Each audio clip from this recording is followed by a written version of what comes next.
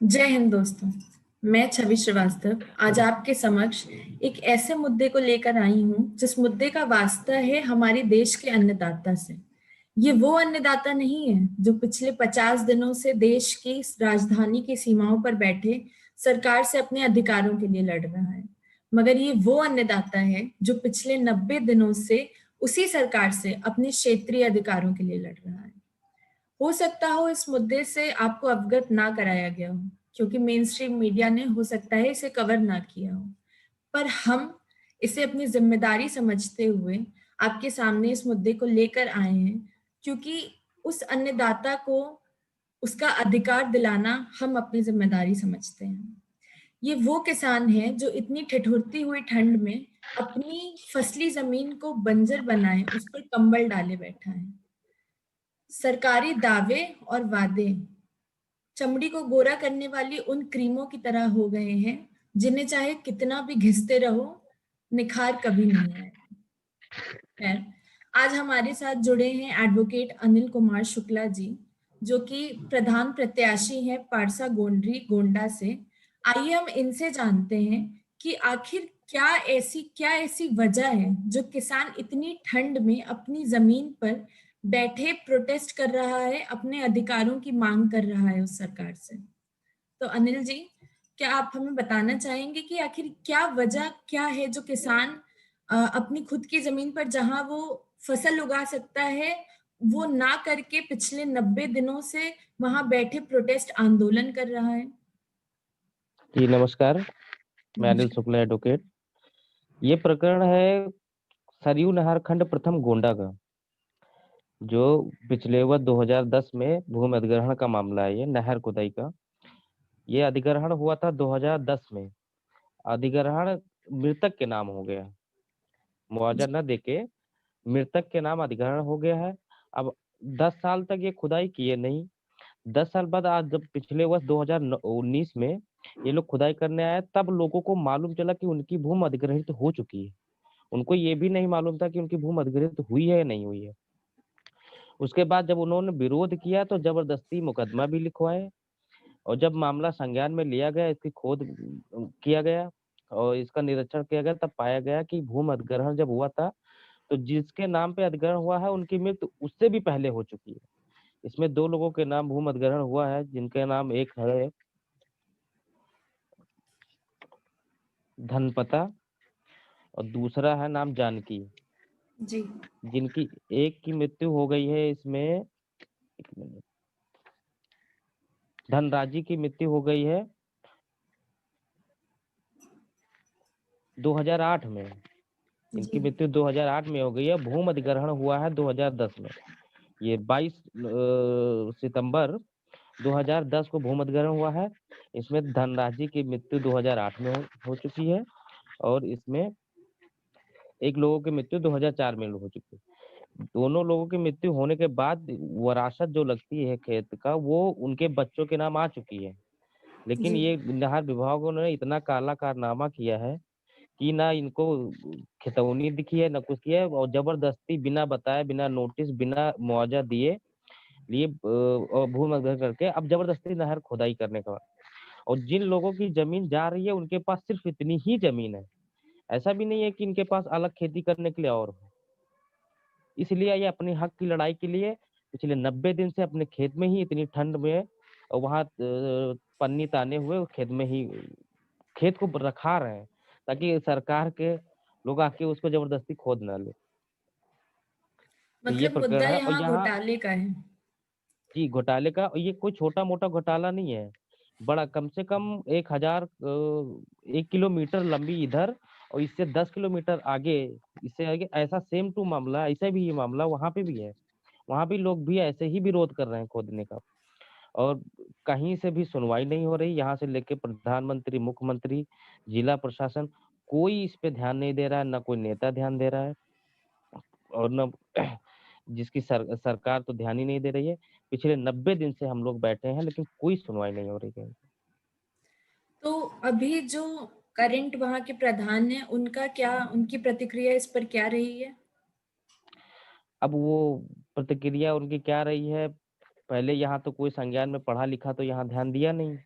तो अनपढ़ बैठे हैं यहाँ पे, जो निरक्षर हैं, उनको ये तक नहीं मालूम है कि यहाँ क्या हो रहा है।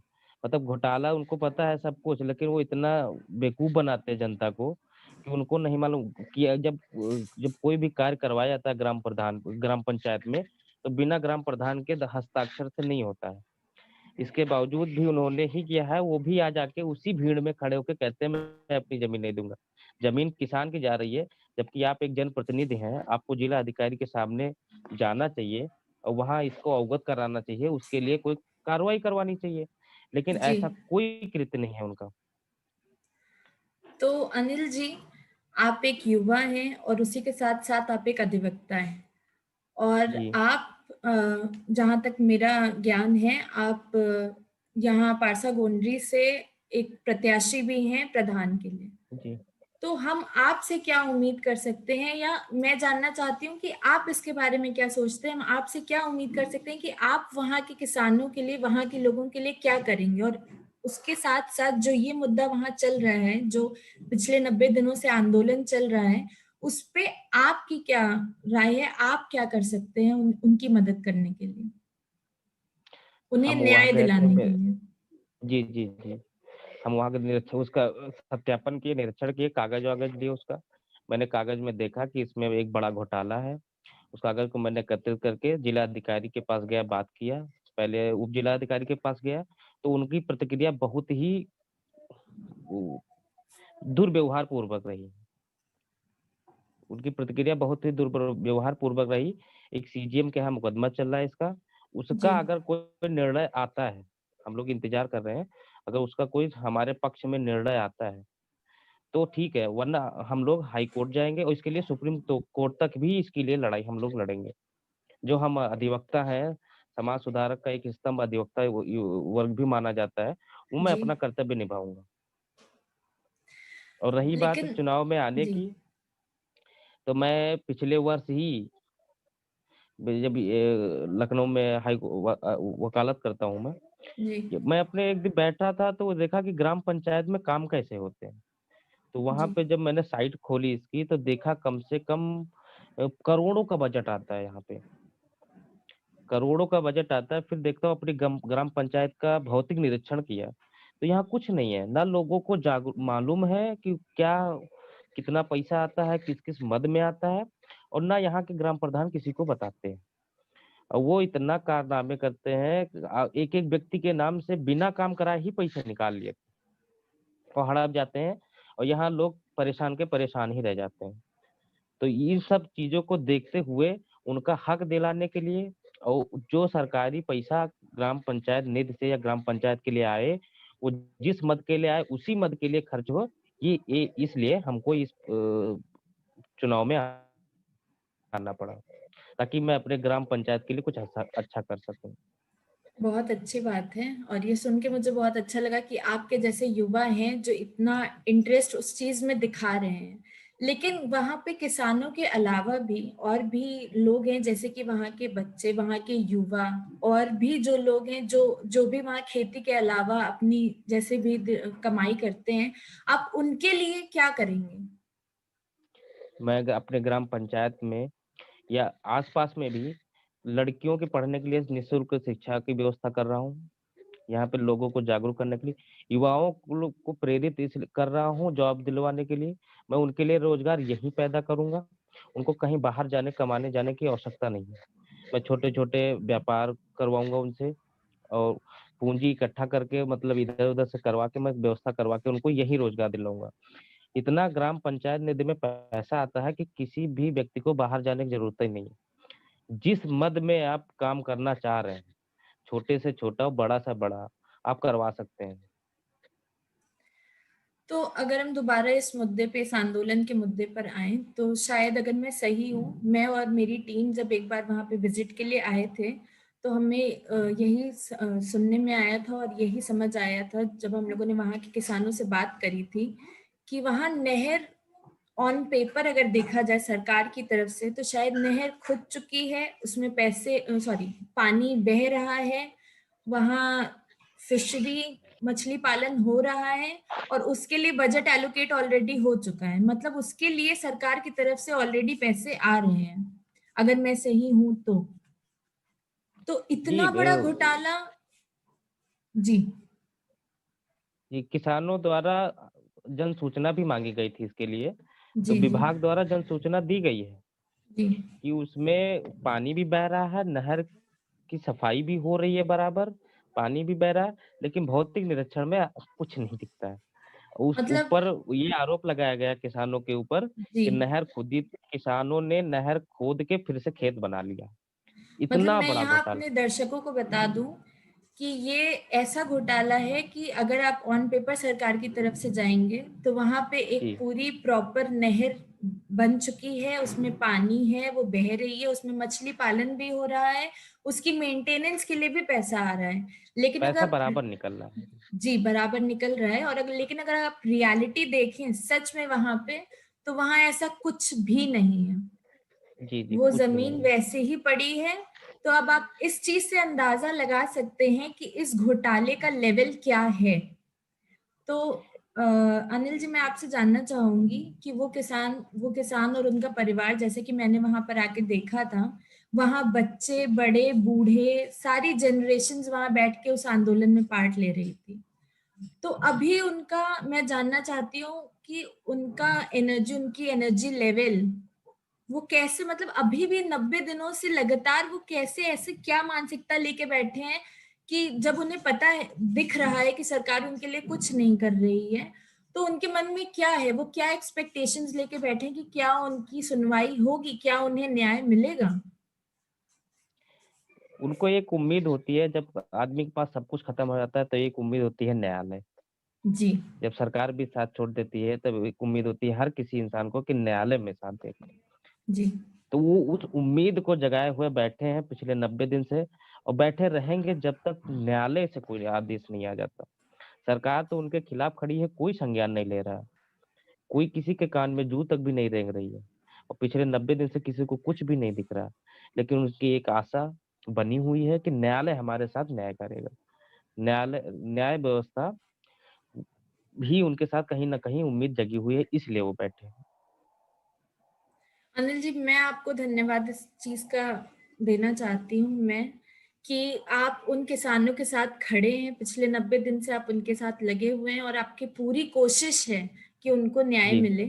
लेकिन मैं यहाँ पे एक चीज और बताना चाहूंगी कि जब मैं और मेरी टीम वहां पर गए थे, तो वहाँ ऑलरेडी जेसीबी और शायद बहुत सारे पोजीशन होल्डर्स ऑफिसर्स वहां पे आए थे, पुलिस आई थी कि चाहे किसी भी तरीके से, बाय हुक और बाय क्रूक, किसी भी तरीके से उन किसानों को उनकी जमीनों से हटा दिया जाए और वहां पे नहर की खुदाई शुरू कर दी जाए।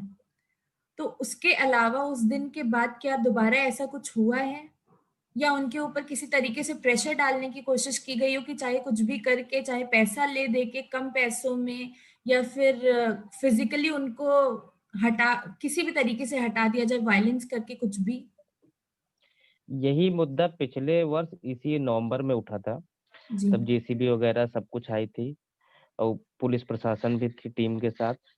तब यहाँ लोगों ने आत्मदाह करने को जब तैयार हुए थे, तब जाके खुदाई रुकी, पिछले साल इतनी, इसी वर्ष। मतलब बात जी इतनी बड़ी हो गई।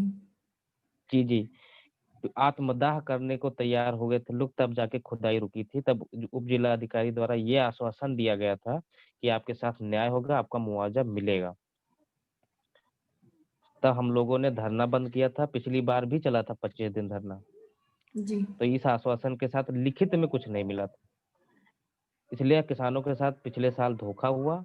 इसलिए हम लोग इस बार इसलिए बैठे हैं कि जब तक हमें कोई लिखित में आश्वासन नहीं मिलेगा, तब तक हम कुछ भी मानने को तैयार नहीं है। और इसके लिए अगर किसी को जान भी देनी पड़ी, आत्मदाह भी करना पड़ा, तो उसी खेत में करने को तैयार है। मैं अनिल जी आपका बहुत बहुत शुक्रिया अदा करती हूँ कि आप उन किसानों के साथ खड़े हैं, एक युवा होने के साथ साथ आप एक अधिवक्ता हैं जिसका आप पूरी तरीके से शायद फायदा उठा रहे हैं, क्योंकि आप उनकी उस पिटीशन को लेके कोर्ट तक आए हैं। तो जी मैं जी यही आशा करती हूँ कि आप उनके साथ जैसे अभी खड़े हैं वैसे आगे भी रहेंगे और उनको हर हाल में न्याय दिलाकर ही मानेंगे। और इसके अलावा अगर आपको कोई भी जरूरत पड़ती है, चाहे वो कोर्ट की हो, चाहे किसी भी तरीके की जरूरत हो, तो मैं और मेरी पूरी टीम आपके साथ हमेशा खड़ी है, क्योंकि हम खुद इस चीज में विश्वास रखते हैं कि वो अन्नदाता जो अगर उसने काम करना बंद कर दिया तो बाकी किसी की थाली में एक दिन का, एक समय का खाना नहीं आ पाएगा। उसका अधिकार सबसे ऊपर है और उसके अधिकारों के लिए खड़ा रहना और उसके अधिकारों के लिए लड़ना शायद आज सबसे ज्यादा जरूरी है। शायद यही कारण है कि हमारी देश की राजधानी की सीमाओं पर इतने सारे किसान पिछले 50 दिन से ज्यादा हो चुके हैं और वो अभी भी उस आंदोलन में लगे हुए हैं। तो मैं आपका बहुत बहुत धन्यवाद देना चाहूंगी कि आप वहाँ के लोगों के साथ खड़े और आज आपने समय निकाला हमारे साथ इस पैनल डिस्कशन में शामिल होने का। तो दोस्तों, अगर आपको ये वीडियो पसंद आई हो तो प्लीज हमारा चैनल सब्सक्राइब करें और मैं आपसे यही रिक्वेस्ट करती हूँ, being a youth of this nation, मेरी यही आपसे रिक्वेस्ट है कि आप भी उस किसान के लिए, उन किसानों के लिए खड़े हों और उनके अधिकारों के लिए कुछ करें, क्योंकि याद रखिएगा अगर उन्होंने काम करना बंद कर दिया तो आप में से किसी का परिवार चल नहीं पाएगा। जय हिंद, थैंक यू। जय हिंद।